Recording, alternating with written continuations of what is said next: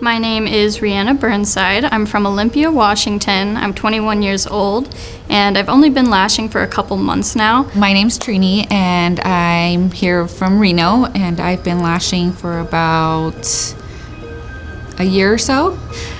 Cosmetology school can only teach you so much. You need those classes after you graduate and get your license. You need to keep learning. I also think that by being here in person, I had a great experience with the teachers and with Michelle. I think they gave a lot of positive reinforcement as well as constructive criticism, which was super important to me. But they also said, here are places where you can improve. I know some of us are broke. It's okay.